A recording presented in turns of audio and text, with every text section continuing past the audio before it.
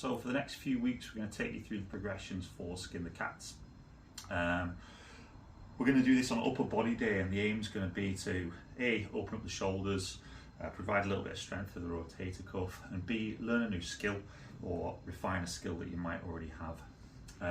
What we're going to do today is go through a really low level progression, but what we're going to start off doing is showing you the full movements either on the bar or on the rings. Obviously we're going to be very limited for space in here. Neither the rings nor the bar are going to allow me for space to do a full Skin the Cat. So on the bar we're going to do a bent knee variation. We'll straighten the legs at the end.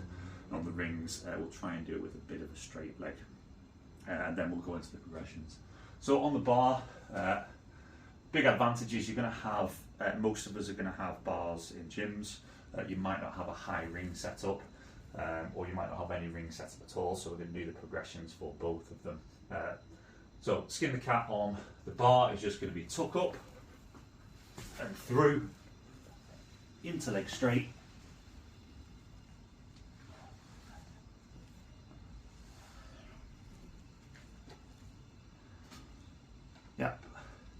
and then eventually on the rings, same thing, the cracking is just the plastic, it's not actually anything breaking.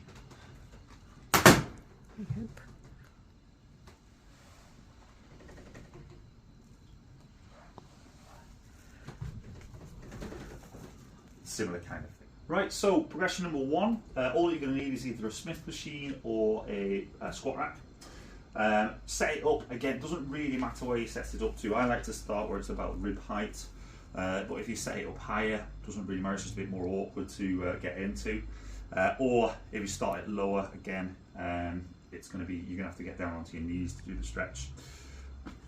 You might have seen Kelly Starrett doing this one a long time ago when he was doing the M1 project, but it's a really good start for Skin the Cats as well, of just trying to get more shoulder flexion. So as we're coming up here, we can turn it into a little bit of a PNF stretch as well, to get a little bit of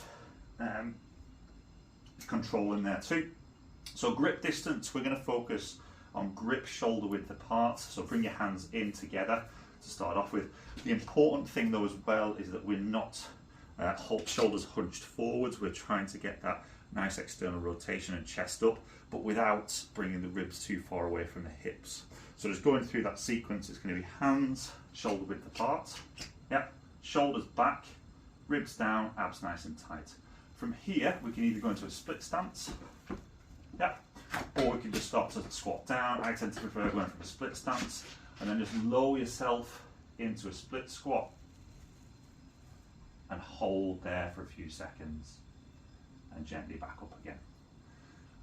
Breathing wise, what I tend to find is useful is if you take a deep breath in, expand your rib cage as you breathe out,